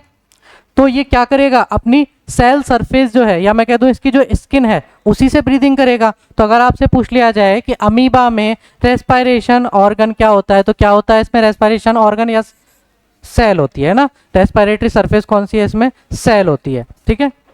बात कर लेता हूं मैं प्लेनेरिया फ्लैटवर्म की, है ना, बहुत ही शानदार जीव है। इसको आप कितने भी हिस्सों में काट दो, उससे नया जीव पैदा हो जाता है। इसमें खंडी जो है रीजनरेशन, पुनरुद्भवन, है ना, पूछ लिया गया था, पुनरुद्भवन की क्षमता किस में पाई जाती है, ठीक है। रीजनरेशन प्रोसेस, रीजनरेटिव प्रोसेस किस में पाई जाती है? तो एक जीव है प्लेनेरिया, उसमें पाई जाती है, ठीक है। जोंक किस ऐसा होता है? पानी में पाया जाता है, बहुत ही छोटा जीव होता है, इस तरह से होता है, इस तरह से एक जीव होता है, देखिएगा, इस तरह से एक जीव होता है, ठीक है, ये जीव होता है। इसको कितने भी हिस्सों में काट दो, उससे क्या बन जाता है? नया जीव बन जाता है, ठीक है, कभी मरता नहीं है ये जीव, नए जीव बनते जाते हैं इससे। ये है आपका प्लेनेरिया। फ्लैट है इसलिए किस कैटेगरी में आ रहा है? फ्लैट वर्म की कैटेगरी में आ रहा है। किस में पाया जाता है? मैंने बताया पानी में पाया जाता है। और चूंकि मैंने बताया इसकी एक ही बॉडी है, कितना भी काट दो, अरे भाई एक ही बॉडी है जिसमें सारे ऑर्गन्स जो है वो लिक्विड फॉर्म में, अगर एक एक एक एक जो ऑर्गन है वो सॉलिड फॉर्म में होता और मैं इसको काट देता तो माइटोकॉन्ड्रिया इधर चला गया और ये जो है आपका गोल्जी बॉडी इधर चला गया, सारे ऑर्गन्स अलग अलग चले गए, तो फिर रीजनरेशन कैसे करता है ये, है ना। लेकिन इसके अंदर क्या है? एक फ्लूइड भरा होता है, उस फ्लूइड में क्या है? सारे ऑर्गन्स होते हैं, मैट्रिक्स बोलते हैं उसको, उसमें सारे ऑर्गन्स हैं पहले से। तो इसको कहीं से भी काट दो, पानी को कहीं से भी काट दो, ठीक है, वो क्या कर लेगा? वापस से रीजनरेट कर लेगा। तो इसकी जो बॉडी है वहीं से ये क्या कर लेता है? ब्रीदिंग कर लेता है। जो बॉडी है इसकी अपर सरफेस जो है उसी से क्या कर लेता है? ये ब्रीदिंग कर लेता है, रेस्पिरेशन कर लेता है। देखिएगा, इसके बाद है इंसेक्ट। इंसेक्ट या कीड़े मकोड़े कहाँ पाए जाते हैं? हवा में पाए जाते हैं। तो मैंने लिखा रेस्पिरेटरी मीडियम कौन सा होगा इनका? एयर होगा। एयर के थ्रू क्या करेंगे? रेस्पिरेट करेंगे। ये किससे कर रहे थे? पानी में कर रहे थे। ये किस में करेंगे? हवा में करेंगे। और हवा के लिए क्या चाहिए? एक पाइप चाहिए। हवा के लिए हमेशा क्या चाहिए? पाइप। आपके अंदर भी तो है पाइप जो क्या कर रहा है? आपकी जो वायु है उसको फेफड़ों तक पहुंचा रहा है, तो पाइप चाहिए। उस पाइप को क्या बोलते हैं? ट्रैकिया। हमारे जो अंदर है उसको भी ट्रैकिया बोलते हैं। लेकिन हमारा जो विंड पाइप है वो केवल और केवल विंड या हवा को फेफड़ों तक पहुंचाने का काम करता है, रेस्पिरेशन का काम नहीं करता। इनका जो ट्रैकिया है, इनका जो विंड पाइप है, इसको विंड पाइप भी बोलते हैं ना, इनका जो विंड पाइप है उसके अंदर बहुत छोटे छोटे छोटे छोटे छिद्र होते हैं। इनका जो विंड पाइप है ना, ये इनका जो है माउथ है। इस तरह से इस माउथ से जो है यहाँ से एक विंड पाइप निकल रहा है। इस विंड पाइप में बहुत सारे छोटे छोटे क्या होते हैं? होल्स होते हैं। इन होल्स से ये क्या करते हैं? इंसेक्ट ब्रीदिंग करते हैं, रेस्पिरेशन करते हैं। बात करते हैं फिश की, मछलियों की। कहाँ पाई जाती हैं? वाटर में पाई जाती हैं। तो वाटर से ऑक्सीजन एब्जॉर्व करेंगी। वाटर से ऑक्सीजन जब एब्जॉर्व करती हैं तो किससे करती हैं? गिल्स से करती हैं। हिंदी में क्या बोलते हैं इनको? गलफड़े, है ना। पानी में घुली हुई ऑक्सीजन को ये गलफड़े क्या करते हैं? अलग कर लेते हैं, उन्हें ऑक्सीजन प्रोवाइड कर देते हैं। गिल्स से करती हैं। और गिल्स के अंदर आपने देखा होगा ये जो मछलियां होती हैं इन मछलियों के अंदर इस तरह से प्लेट्स होती हैं गिल्स की, है ना। इन्हीं को क्या बोला जाता है? गिल्स प्लेट बोला जाता है। इन गिल्स प्लेट में क्या होता है? ये गिल्स प्लेट आपके जो दरवाजे होते हैं उनकी तरह खुलती और बंद होती रहती हैं, ठीक है। पानी अंदर जाता है, बाहर आता है, पानी अंदर जाता है, बाहर आता है। उन्हीं गिल्स प्लेट से क्या कर लेती हैं? ये श्वसन कर लेती हैं। बात करते हैं एम्फीबियन की। एम्फीबियन किसको बोला जाता है हिंदी में? उभयचर। उभय का मतलब दोनों जगह, चर मतलब विचरण करना, रहना। ऐसा जीव जो दोनों जगह रहता है। दोनों जगह मतलब जो पानी में भी रहता है और स्थल पे भी रहता है। कौन है? तो ऐसा जीव है आपका मेंढक। मेंढक की जो शिशु अवस्था होती है, छोटा मेंढक जो होता है उसको बोला जाता है टैडपोल। जब ये पैदा ही होता है तो इसको क्या बोल दिया जाता है? शेषु अवस्था जो होती है इसकी, उसको बोल दिया जाता है टैडपोल। ये जो टैडपोल होता है ये मछली जैसा ही होता है दोस्तों। और जब ये मछली जैसा है तो इसके अंग भी कैसे होंगे? मछली जैसे होंगे। तो देख लो, वाटर में ये क्या रहता है? गिल्स से ये क्या करता है? श्वसन करता है। और यहाँ ध्यान दीजिएगा, ये तो कर रहे थे गिल्स प्लेट से, इसके अंदर होते हैं गिल्स के ऐसे रेशे होते हैं ऐसे, ठीक है। इन रेशों को क्या बोलते हैं? Gills filament. उन गिल्स फिलामेंट से टेडपोल क्या करता है? श्वसन करता है। इसके बाद हम बात करते हैं यही एम्फीबियन या उभयचर या यही मेंढक क्या हो जाता है? अडल्ट हो जाता है, बड़ा हो जाता है। तो अब इसके ऑर्गन क्या होते हो गए? सुविकसित हो गए, है ना। सुविकसित हो गए तो अब ध्यान दीजिएगा, जब ये वाटर में रहेगा, पानी में रहेगा, अब ये दोनों जगह आ सकता है। जब तक टेडपोल था तब तक पानी में ही रहेगा, अभी उभयचर नहीं था। अब जब बड़ा हो गया तो ये उभयचर हो गया, स्थल पे भी रह सकता है और कहाँ रह सकता है? पानी में। जब ये पानी में रहेगा तो किससे करेगा? स्किन सरफेस से क्या कर लेगा? स्किन या स्किन सरफेस से क्या कर लेगा? इसको एपिथीलियम स्किन सरफेस बोलते हैं ना, एपिथीलियम। कैसे? एपी का मतलब एपिथीलियम, नीचे लिख देता हूं। एपी का मतलब क्या हुआ? ऊपरी वाली। थीलियम मतलब थैलीनोमा, जो एकदम पतली स्किन होती है ना हमारी ऊपर वाली, इसको क्या बोल देते हैं हम? एपिथीलियम। इसी से क्या करेगा? ये रेस्पायरेशन करेगा, श्वसन करेगा। जब ये कहाँ होगा? एयर के कांटेक्ट में होगा, मतलब स्थल पे होगा। स्थल पे क्या है? वायु, एयर। तब जब ये एयर के कांटेक्ट में होगा, स्थल पे होगा, तो दो तरीके से क्या कर सकता है? रेस्पिरेशन कर सकता है। इसके पास लंग्स भी हैं, लंग्स से भी कर सकता है। और लंग्स से अगर करेगा तो मैं अभी आपको ह्यूमन रेस्पिरेटरी सिस्टम बताऊंगा। लंग्स के अंदर क्या पाया जाता है? एल्वियोलाई या वायु कूपिकाएं पाई जाती हैं, जिनमें हमारी वायु भरी रहती है। तो इसके अंदर भी क्या पाई जाती है? वायु कूपिकाएं। लंग्स से भी कर सकता है। एक होती है इनके अंदर बक्कल कैविटी। बक्कल कैविटी क्या है? आपने देखा होगा, ये जो मेंढक होते हैं ये अपना मुंह खोलते हैं, सांस के लिए मुंह खोलते हैं, और इनका जबड़ा बहुत भारी सा हो जाता है। देखा आपने कई बार? फूलता है जबड़ा। वही जबड़ा जो है, मुंह से लेकर के जबड़े तक की जो संरचना है, वही क्या है? इनकी बक्कल कैविटी। इसको हम ये भी कह सकते हैं कि इनका क्या है? माउथ है। तो ये माउथ से रेस्पिरेशन कर सकते हैं। एयर में ये दो तरह से रेस्पिरेशन करेंगे, लंग्स से कर लेंगे या बक्कल कैविटी यानी माउथ से कर लेंगे। समझ में आई बात? बाकियों की बात करते हैं। रेप्टाइल्स यानी आपके सरीसृप, जिसमें आपके सांप, छिपकली, ये सारी चीजें आती हैं। बर्ड्स, ठीक है। इसके अलावा मैमल्स यानी स्तनधारी हम लोग, ठीक है। ये एयर के कांटेक्ट यानी स्थल पे रहते हैं, लंग्स से करेंगे। और हमारे अंदर क्या पाई जाती है? वायु कूपिकाएं या एल्वियोलाई, वायु कूपिकाएं। ओके, ये चीज समझ में आई? तो इतना से आपको याद रखना है कौन सा जो जीव है वो किस तरह से और किस ऑर्गन से जो है रेस्पिरेशन करता है। साफ सीधा से सवाल यहाँ से पूछ लिया जाता है। अब हम बात करते हैं, चलिए इसको थोड़ा सा साइड में करते हैं।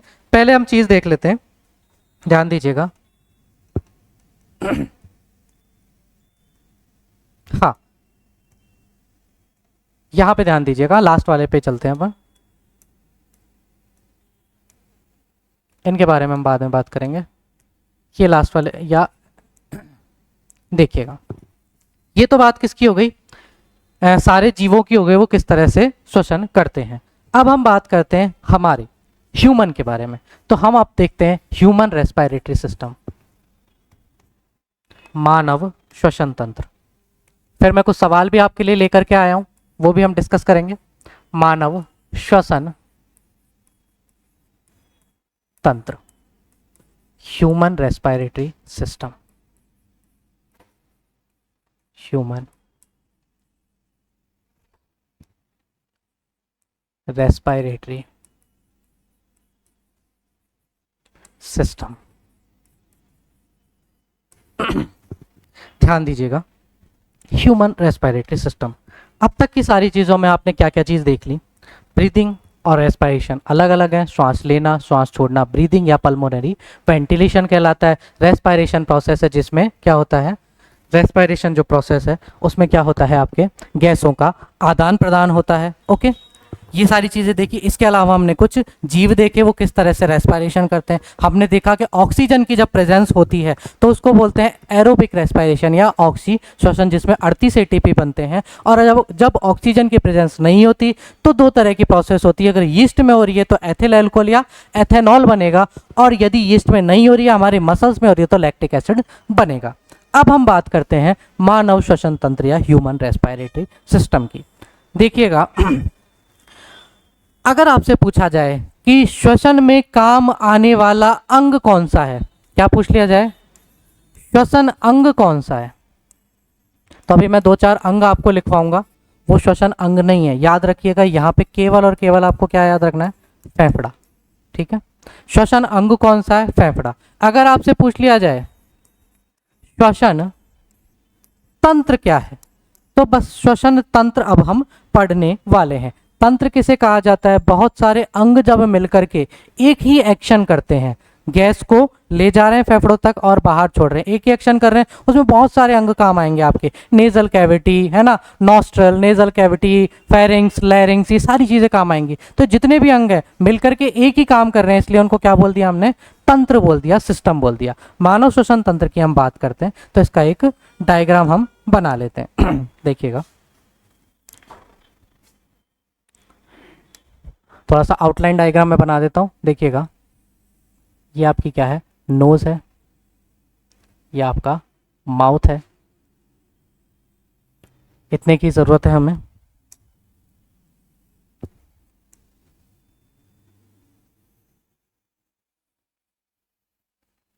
ठीक, ध्यान दीजिएगा।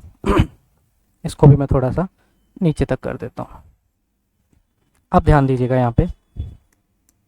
यहां पर छोटे छोटे नथुने या छेद पाए जाते हैं हमारी नाक में। ठीक है, यही वो छेद, ये नथुने पाए जाते हैं।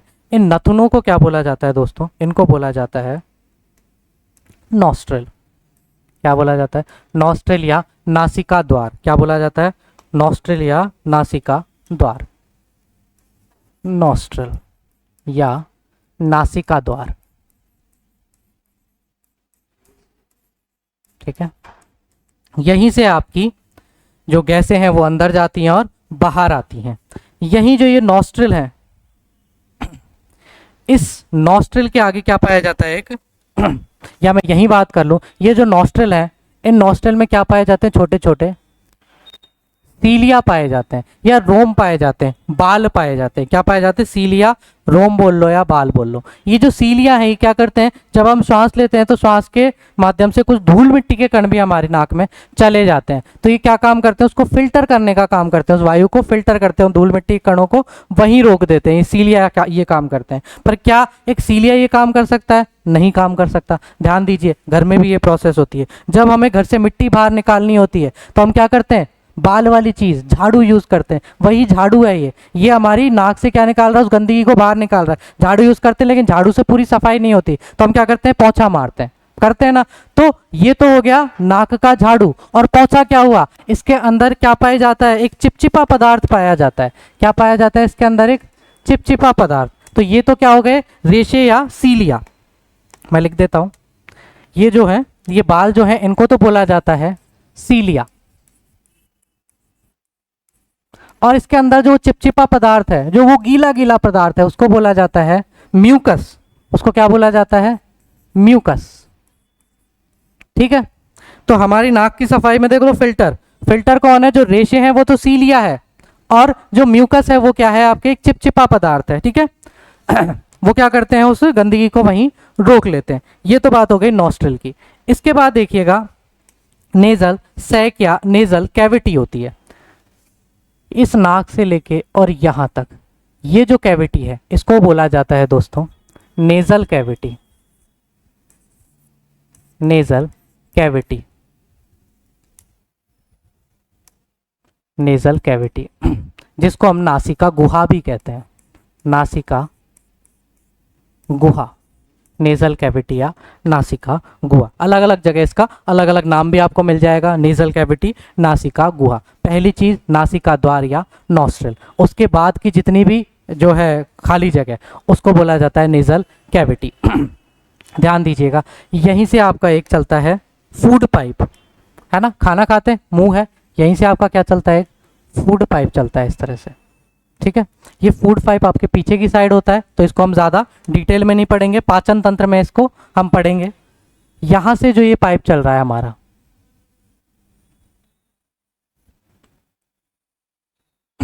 ध्यान दीजिएगा, यहां पर आकर के फूड पाइप और विंड पाइप, यानी ये जो पाइप है, हवा वाला पाइप और खाने वाला पाइप, ये जुड़ जाते हैं यहाँ पे आके। ठीक है, जब ये जुड़ जाते हैं, ध्यान दीजिएगा, इस जुड़ने वाली प्रोसेस से जस्ट ऊपर, है ना, जस्ट ऊपर मीन्स इन दोनों से जुड़ी हुई प्रोसेस है ना, या मैं ऐसे कर देता हूं इसको, ये जो जगह है जहां पर ये दोनों द्वार जुड़ रहे हैं, कौन कौन सा, खाना खाने वाला पाइप और नाक से जो हवा हम ले रहे हैं, वो दोनों पाइप जहां जुड़ रहे हैं, तो हम क्या करते हैं, हम कोई भी खाना खाते तो हम क्या कहते हैं, घास ले रहे हैं, क्या कर रहे हैं हम, घास ले रहे हैं, टुकड़ा ले रहे हैं, है ना। तो उसी घास से हमने एक शब्द बनाया जिसका नाम है ग्रसनी। क्या कर रहे हैं, ग्रसनी। सांस को भी हम क्या कर रहे हैं, ग्रस रहे हैं, अंदर ले रहे हैं, है ना। और जो रोटी का टुकड़ा है जिसको हम घास बोलते हैं उसको भी क्या कर रहे हैं, अंदर ले रहे हैं, तो घास मतलब ग्रसनी। तो यहाँ पर सांस और भोजन दोनों का एक सेम पाइप हो जाता है, जुड़ जाता है यहाँ पाइप।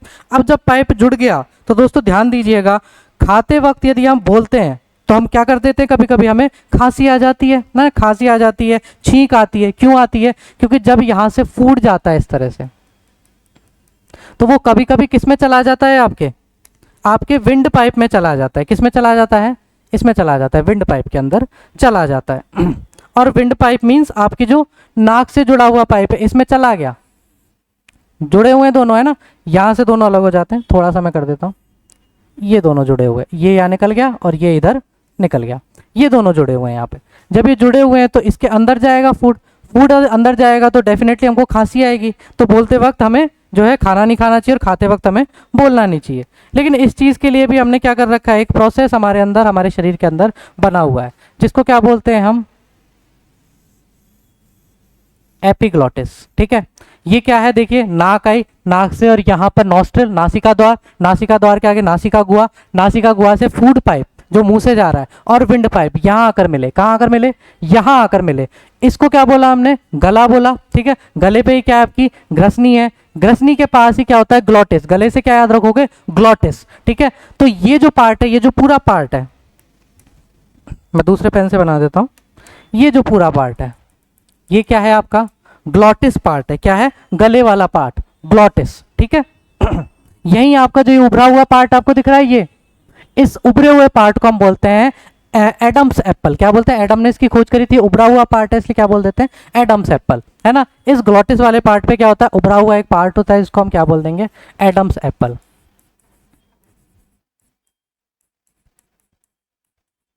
Adam's apple. ठीक है, इससे हमें कोई काम नहीं है।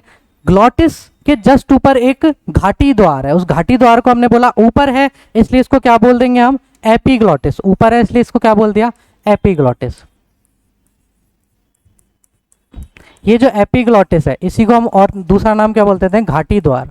ये घाटी द्वार क्या करता है, जब हम खाना खाते हैं तो आप ध्यान दीजिएगा, जब आप किसी चीज़ को निगलते हो, है ना, खाना खाने के बाद, तो कुछ वक्त के लिए, कुछ पल के लिए आपकी सांस जो है वो रुक जाती है। निगलते वक्त देखना, आप जो है खाना निगलोगे तो कुछ देर के लिए सांस जो है वो रुक जाएगी। क्यों रुक जाती है, ये घाटी द्वार जो है आपकी विंड पाइप जो है उस पर आ जाता है, इस तरह से बंद हो जाता है। एक लीफ लाइक स्ट्रक्चर होती है, पत्ती जैसी संरचना होती है, इसलिए हरे से बना दिया मैंने, ऐसे बंद हो जाएगा। और फूड जो इसमें जाना चाहिए वो कहाँ चला जाएगा, आपके फूड पाइप में। जो इधर आना चाहिए था इसने बंद कर दिया तो कहाँ चला गया, फूड पाइप में चला गया। तो ये संरचना होती है। ठीक है, ये तो बात हो गई आपकी किसकी, एक्सटर्नल स्ट्रक्चर की। अब बात करते हैं हम इंटरनल स्ट्रक्चर की। इससे आगे यहाँ जो आपके फेफड़े वहां तक कैसे ये संरचना पहुंचेगी, ध्यान दीजिएगा। ये जो आपका पाइप है, जहां ग्रसनी खत्म हुई यहां पे क्या था, यहां पे कुछ तंतु इस तरह से जुड़े हुए रहते हैं। मैं दूसरे पेन से बनाऊंगा, यहां पर कुछ जो तंतु हैं वो इस तरह से जुड़े रहते हैं। इनको दोस्तों बोला जाता है वाक तंतु। क्या बोला जाता है इनको, वाक तंतु।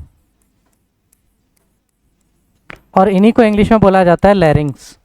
क्या बोला जाता है, लैरिंग्स। ध्यान दीजिएगा, गाना गाते हो आप, गाने के अंदर क्या होते हैं, लिरिक्स होते हैं। लिरिक्स होते हैं, सुना है कभी कि हाँ गाने के बोल कोई तो लिरिक्स बोलते हैं अपन। तो उस लिरिक्स से गाना जब गाते हैं तो ये स्वर तंतु है, देखो वाक तंतु या इनको स्वर तंतु भी बोला जाता है। स्वर तंतु, जहां से आपके स्वर निकलते हैं, जहां से मैं बोल पा रहा हूं, तो इन स्वर तंतु के अंदर वाइब्रेशन होता है और वाइब्रेशन से मेरे शब्द बाहर निकल रहे हैं। ठीक है, तो ये लैरिंग्स आप किससे याद रखोगे, लिरिक्स से। वो लिरिक्स जब हम बोलते हैं तो ये क्या है, स्वर बनाते हैं ना, इनमें वाइब्रेशन होता है, स्वर बनाते हैं, उन्हीं को क्या बोला जाता है, लैरिंग्स या स्वर तंतु या वाक तंतु बोला जाता है। इसके नीचे ये जो पाइप है ये सिंपल पाइप है, जिससे क्या जा रही है, हवा जा रही है, एक विंड पाइप है। इसको सीधी सीधी भाषा में मैं कह दूं तो ये क्या है, विंड पाइप है। और साइंटिफिक नेम इसका मैं लिखूं तो इसको बोला जाता है ट्रैकिया। कैसे याद रखोगे, अरे भाई श्वास का क्या है, ये ट्रैक है, श्वास का रास्ता है, इसीलिए इसको क्या बोल दिया, ट्रैकिया। ट्रैक से याद रखो ट्रैकिया। क्या क्या चीज देखिए एक बार देखना। सबसे पहले हमारे दो नथुने, उनको क्या बोला हमने, नासिका द्वार या नॉस्ट्रिल, जिसके अंदर सीलिया पाया जाता है और म्यूकस पाया जाता है, जो आपके जो धूल मिट्टी के कण है उनको रोकता है। इसके बाद है नासा गुहा या नासिका गुहा, नेजल कैविटी। नेजल कैविटी के जस्ट बाद जहां पर आपका फूड पाइप और विंड पाइप दोनों मिलते हैं उसको, उस जगह को बोलते हैं ग्रसनी, क्योंकि यहाँ घास लिया जाता है ना, गस्सा लिया, घास लिया, इसलिए ग्रसनी। ग्रसनी से, ग्रसनी जो है वो दोनों से कनेक्ट है, आपके विंड पाइप से भी है और फूड पाइप से भी है। तो जो फूड है वो किस में ना चला जाए, आपके विंड पाइप में ना चला जाए, आपके जो सांस लेने वाला पाइप है उसमें नहीं चले जाए। इसके लिए एक लीफ लाइक स्ट्रक्चर होती है, उसको बोला जाता है एपिग्लॉटिस। ठीक है, क्या बोला जाता है, घाटी द्वार या एपिग्लॉटिस। जब आप कुछ भी खाएंगे तो ये बंद हो जाएगा और यहाँ से क्या निकल जाएगा, आपका खाना निकल जाएगा। यहीं पे एक उभार होता है जिसको क्या बोलते हैं, एडम ने इसकी खोज करी थी, इसलिए एडम्स एप्पल। ये जो आपको उभार दिख रहा है इसको कौवा भी बोलते हैं सामान्य भाषा में, है ना। यही क्या है आपका एडम्स एप्पल, टेटुआ भी बोलते हैं इसको सामान्य भाषा में, वही क्या है आपका एडम्स एप्पल। ठीक है, उसके बाद जो ये पाइप जा रहा है, जो आपके किस में जा रहा है, आपके फेफड़ों के अंदर जा रहा है। चूंकि एक ट्रैक बना रहा है, एक रास्ता बना रहा है, इसलिए इसको क्या बोल दिया हमने, ट्रैकिया बोल दिया। एक विंड पाइप है। ये जो ट्रैकिया है ये एक तरह का क्या है, पाइप है। और आपने देखा होगा जो आपने एसीज होते हैं, एसी में बोला जाता है कि हवा बाहर फेंकते हैं, पानी बाहर फेंकते हैं, जो इनके एक्सटर्नल पाइप होते हैं। तो वो मोटे होने चाहिए, टाइट होने चाहिए। अगर पतले होंगे तो क्या होंगे, सिकुड़ जाएंगे और पानी बाहर नहीं निकलेगा। नहीं निकलेगा तो क्या होगा, एसी से पानी आने लग जाएगा। इसका मतलब यहाँ से जो हवा जा रही है वो क्या है, इसको कॉन्ट्रैक्ट करने की कोशिश करेगी, सिकुड़ने की कोशिश करेगी इसको, और सिकुड़ आएगी तो क्या होगा, सांस लेना भारी हो जाएगा, सांस नहीं ले पाएंगे।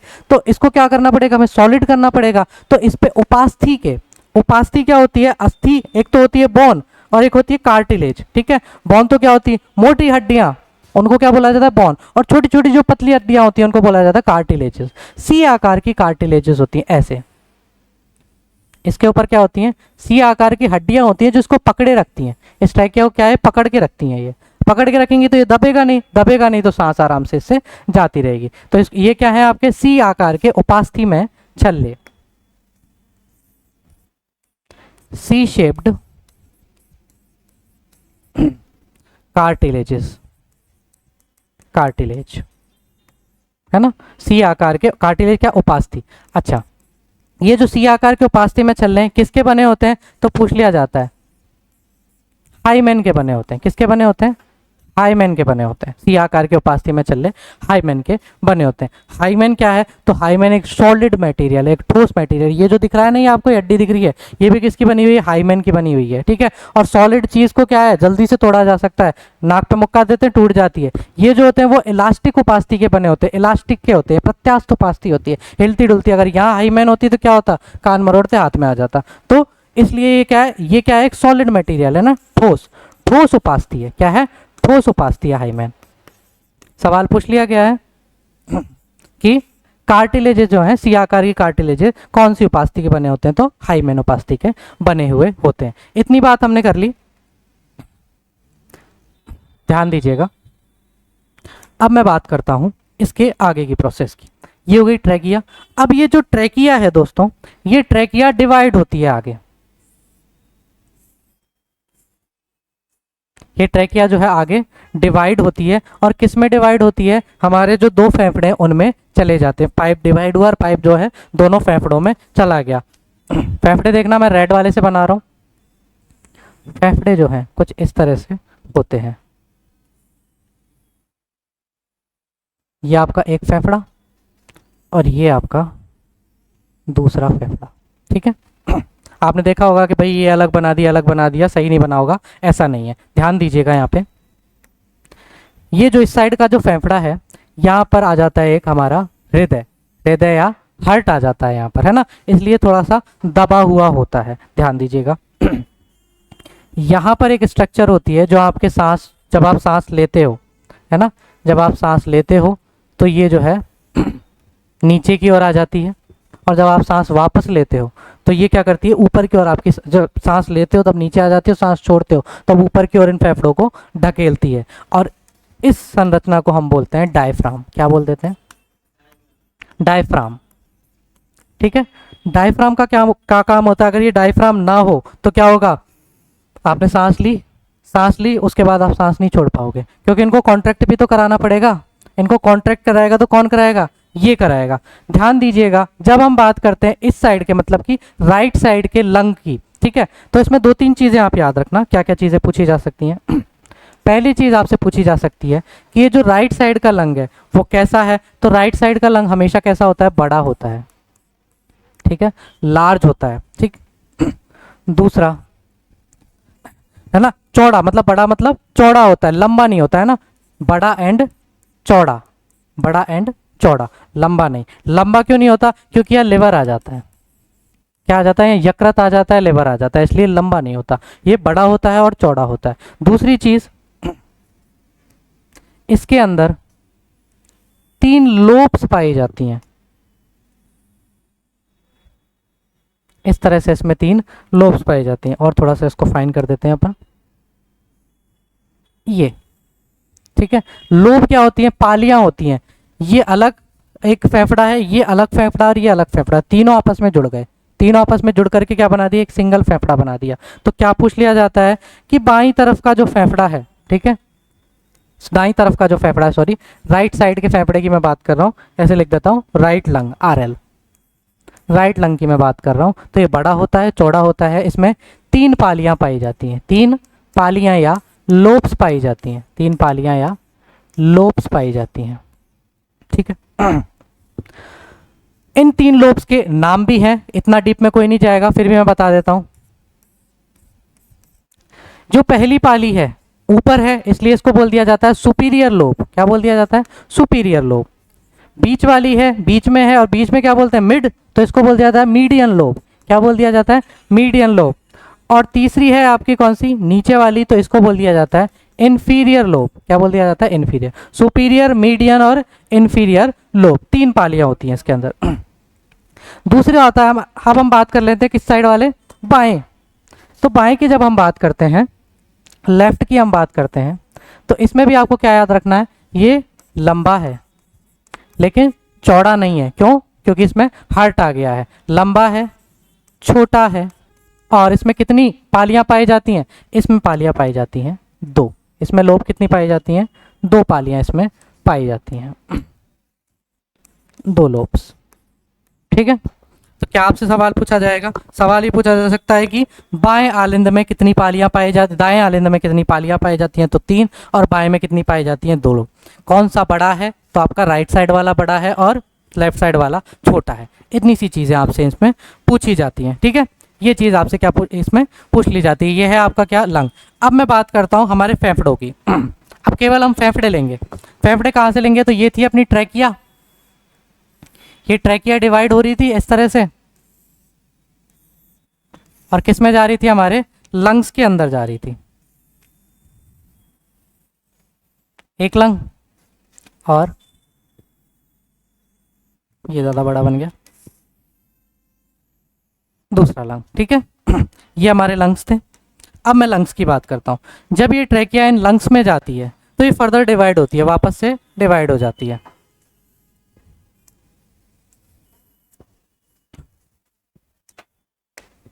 और छोटे छोटे जो है पाइप्स में ये बट जाती है, इस तरह से छोटी छोटी ब्रांचेस में ये बट जाती है। जब ये ट्रैकिया एक बार बढ़ती है तो इसको बोलते हैं प्राथमिक श्वसनी, क्या बोलते हैं इसको, यहां तक तो ट्रैकिया थी, अब इसको क्या बोल देते हैं, प्राथमिक श्वसनी,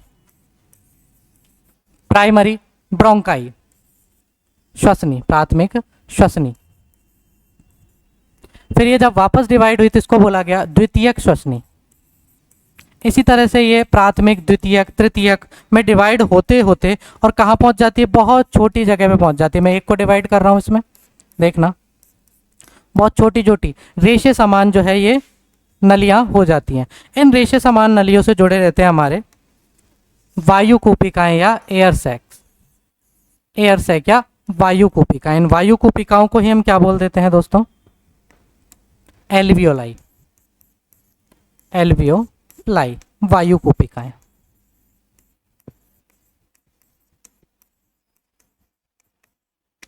ये वायु कूपिकाएं वही कूपिकाएं, वही जो बैग्स हैं जिनके अंदर हमारे गैसेस भरा हुआ आएंगी, जिनके अंदर हमारी जो हम श्वास लेने के बाद जो गैस अंदर ले रहे हैं वो रखी जाएंगी, ये वही वायु कूपिकाएं हैं, ठीक है। इस तरह से डिवाइड होती हैं।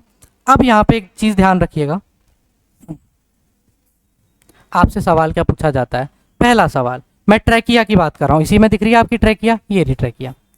पहला सवाल आपसे पूछ लिया जाता है कि ये जो ट्रैकिया है इसकी लोकेशन क्या है ना, ट्रैकिया कहाँ अवस्थित होती है। तो याद रखिएगा ट्रैकिया जो है फिफ्थ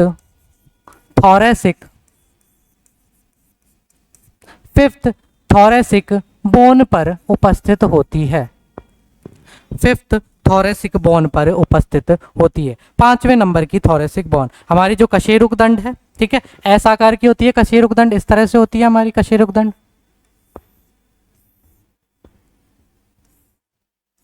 ठीक है। ये जो पार्ट होता है हमारा इसको बोला जाता है थोरेसिक, इसमें छोटे छोटे पार्ट्स होते हैं, ठीक है। ये जो इसकी शुरुआत है ट्रैकिया की शुरुआत वो कहाँ से होती है, 1 2 3 4 5, यहाँ से जो है ट्रैकिया की शुरुआत होती है, जहाँ हमारे फिफ्थ पार्ट है थोरेसिक का, वहीं से हमारी जो ट्रैकिया है वो स्टार्ट होती है, ठीक है। तो आपसे पूछ लिया जाता है ट्रैकिया की शुरुआत कहाँ से होती है, फिफ्थ थोरेसिक पार्ट से इसकी शुरुआत होती है, ठीक है। ये हो गई हमारी एल्वियोलाई वायुकूपिकाएं। अब आपसे पूछ लिया जाता है कि सबसे पहली चीज कि ये जो आपके लंग्स हैं इनको कोई प्रोटेक्ट तो करता होगा, कोई प्रोटेक्टिव लेयर तो होती होगी इनके ऊपर, तो डेफिनेटली इनके ऊपर क्या होती है, प्रोटेक्टिव लेयर होती है। उपास्थि क्या होते हैं, केज होता है, एक उपास्थि क्या होता है, इस तरह से केज होता है, ठीक है। इस केज को क्या पता है, दोनों साइड होता है केज, इस केज को बोला जाता है रिब केज। क्या बोला जाता है, रिब केज। ये क्या करता है, इसको सुरक्षित रखता है। इस रिब केज के बीच में इन दोनों के ये जो फेफड़े हैं और रिब केज के बीच में यहां पर एक फ्लूइड या क्या भरा रहता है, अधात्री भरा रहता है। सवाल आपसे क्या पूछा जाएगा कि फेफड़ों के बीच जो अधात्री भरा होता है इसका काम क्या होता है, इसका काम होता है इसको कॉन्ट्रैक्ट करने का, दूसरा रिब केज के साथ इसका कोई घर्षण ना हो उससे बचाने का काम होता है। किसका काम होता है, आपके इस अधात्री का काम होता है, ठीक है। अब हम बात कर लेते हैं लास्ट आपकी जो बस्ती हैं वायुकूपिकाएं, एल्वियोलाई। देखिएगा इस तरह से मट के समान संरचना होती है। ये क्या है आपकी वायुकूपिकाएं। ये जो वायुकूपिकाएं हैं दोस्तों इनमें क्या है आपकी वही O2 स्टोर होती है। और ध्यान दीजिएगा यहां से क्या सवाल आता है कि पहले एक चीज मैं बता देता हूं, इन वायुकूपिकाओं से जो है इस तरह से आपकी ब्लड वेन्स हैं जिनसे आपका रक्त जाता है, जो रक्त नलिकाएं वो जुड़ी होती है, हर एक वायुकूपिका को घेरे हुए रहती हैं। ये रक्त जो नलियां हैं, रक्त नलियां जो हैं, रक्त की जो धमनियां हैं, शिराएं हैं, इनको गुथ के रखती हैं। गुथ के रखती हैं, क्यों गुथ के रखती हैं, उसका रीजन ये है दोस्तों कि जब वायुकूपिका में क्या आई, ऑक्सीजन आई, तो ऑक्सीजन के लिए यहाँ बैठा रहता है रक्त के अंदर, कौन बैठा रहता है, हीमोग्लोबिन बैठा रहता है। कौन बैठा रहता है, हीमोग्लोबिन, Hb। ये जो हीमोग्लोबिन है इसको पता लग जाता है कि कौन आ गया है, ऑक्सीजन आ गई है। और ये हीमोग्लोबिन किसको लेके बैठा रहता है, CO2 को लेके बैठा रहता है। जो प्रोसेस हुई ना आपके अंदर उससे CO2 बनी, मैंने बताया ग्लूकोज टूट के क्या बना, ऑक्सीजन की उपस्थिति में CO2 और जल बना, तो CO2 को लेके बैठा रहता है हीमोग्लोबिन। जैसे ही ऊपर से कौन आई, ऑक्सीजन आई, ये ऑक्सीजन को तो क्या करता है, रक्त में ले लेता है, और CO2 को क्या करता है, एल्वियोलाई में छोड़ देता है, ताकि वापस से जो एक्सेल है, जो एक्सपायरेशन है, मतलब कि श्वास हम जो बाहर निकाल रहे हैं उसके थ्रू वो CO2 बाहर वातावरण में निष्कासित हो जाए। ये जो प्रक्रिया है ये आपसे पूछ लिया जाता है कि एल्वियोलाई और ब्लड वेन्स जो हैं इनके बीच O2 या CO2 के जो आदान प्रदान की प्रक्रिया है वो क्या कहलाती है। तो दोस्तों याद रखना, ये जो प्रक्रिया है इसका मैं नाम लिख रहा हूं, ये प्रक्रिया कहलाती है आपकी डिफ्यूजन, डिफ्यूजन या विसरण की प्रक्रिया। और जहां जहां विसरण की प्रक्रिया होगी, याद रखिएगा, जहां जहां विसरण की प्रक्रिया होगी उस सरफेस पर जो हमारे वो होंगी, सेल्स होंगी, कोशिकाएं होंगी, वो पतली होंगी, ठीक है। तो पतली पतली क्या पाई जाएंगी, इस पे कोशिकाएं पाई जाएंगी, ठीक है, ताकि विसरण की प्रक्रिया जो है, डिफ्यूजन का जो प्रोसेस है वो स्मूथ हो सके। ज़्यादा मोटी होंगी तो इसी में से नहीं निकल पाएगी। और यहाँ भी क्या है, इन वेन्स पे भी क्या है, पतली पतली कोशिकाएं पाई जाती हैं। इतना याद रख लेंगे। ठीक है, चलिए बस इतनी सी चीज़ आपको याद रखनी है। ये हो गया आपका क्या, मानव श्वसन तंत्र। मानव श्वसन तंत्र का मैं वापस से एक बार छोटा सा रिवीजन करवा देता हूँ। देखिए सबसे पहले क्या, नासिका द्वार, नॉस्ट्रल, ठीक है, नॉस्ट्रल जिसमें रेशे हैं जिनको हम सीलिया बोल रहे हैं, एक चिपचिपा पदार्थ है जिसको म्यूकस कहा जा रहा है, ये वातावरण से जो धूल मिट्टी आ रही है उससे बचा रहे हैं हमें, ठीक है। उसके बाद नासिका गुहा, नेजल कैविटी, नेजल कैविटी के बाद जो हमारा माउथ है, मुंह, इससे एक पाइप जा रहा है और नाक से एक पाइप जा रहा है, दोनों जहाँ जुड़ते हैं उसको क्या बोलते हैं, जगह को ग्रसनी बोलते हैं। यहीं पे हमारा ग्लॉटिस पार्ट होता है और इस ग्लॉटिस पार्ट पे के पास में क्या होता है, एक लीफ लाइक स्ट्रक्चर होती है जिसे एपिग्लॉटिस कहा जाता है, जो जो फूड आ रहा है, जो खाना आ रहा है उसको विंड पाइप में जाने से रोकता है, ठीक है। उसके बाद नीचे कौन आते हैं, लैरिंग्स होते हैं, वाक तंतु जिनसे हमारी स्वर निकलते हैं, जो हमारी बोलचाल है वो निकलती है, इसको लैरिंग्स बोला जाता है। चिड़ियों की बात करें तो चिड़ियाओं के अंदर लैरिंग्स नहीं होता है, सिरिंग्स होता है। लैरिंग्स की जगह कौन सी संरचना होती है, सिरिंग्स होती है, इसलिए वो चहचहाती हैं। सिरिंग्स क्या काम करता है, शब्द निर्माण की प्रक्रिया में भाग नहीं लेता है तो चहचहाती हैं वो। हमारे अंदर अगर सिरिंग्स होता तो मैं बोल नहीं पाता, मैं क्या करता, चहचहाता, ठीक है। अच्छा, इसके बाद वो ट्रैक या वो पाइप जिससे फेफड़ों में आवाज आ रही है, ट्रैकिया बोल दिया गया। इस ट्रैकिया को पिचकने से बचाने के लिए हाँ, इस पे क्या होते हैं, हाइमेन के ठोस उपास्थि में सी आकार के छल्ले होते हैं। ये छल्ले जो है इसको पिचकने से बचाते हैं, सारे यहाँ तक छल्ले होते हैं ना, यहाँ भी होते हैं ये इस पे, ठीक है। फिर क्या होता है, ये जो ट्रैकिया है वो फेफड़ों के अंदर जाती है, फेफड़ों में ये डिवाइड होती जाती है, प्राथमिक श्वसनी, द्वितीयक श्वसनी, तृतीयक श्वसनी, और छोटी होते होते किसमें चली जाती है, एक गुच्छा सा बन जाता है इन श्वसनियों का, उसी को क्या बोल देते हैं, वायुकूपिकाएं या एल्वियोलाई। ये जो वायुकूपिकाएं ये वायु को स्टोर करती हैं, ऑक्सीजन को स्टोर करती हैं। ये जो वायुकूपिकाएं, इन्हीं से क्या जुड़ा है, आपका ब्लड वेन्स जुड़ी हुई हैं आपकी, ठीक है, रक्त की जो नलियां हैं वो जुड़ी हुई हैं, और यहाँ पर जो ऑक्सीजन का और कार्बन डाइऑक्साइड का जो क्या है आदान प्रदान हो रहा है, उस प्रक्रिया को क्या कहा जा रहा था, विसरण या डिफ्यूजन कहा जा रहा था। ये सारी प्रोसेस आपकी किसकी है, श्वसन तंत्र की, मानव श्वसन तंत्र की, ठीक है। यहाँ से अगर कोई सवाल आता है तो आप, मुझे लगता है कि छोड़ के नहीं आओगे। अब मैं बात करता हूँ आपके सेकंड ग्रेड एग्जाम में पूछा गया सवाल। देखिएगा, सेकंड ग्रेड एग्जाम के अंदर पूछा गया था, पेशी कोशिकाओं में ऑक्सीजन की अनुपस्थिति में ग्लूकोज के विघटन से बनने वाला अंतिम उत्पाद। पेशीय कोशिकाओं में, ध्यान दीजिए मैंने अभी बताया था आपको, पेशीय कोशिका आ गई, अगर यहाँ यीस्ट कोशिका लिखा रहता, अगर यीस्ट लिखा रहता तो हम किसको करते टिक, एथेनॉल को।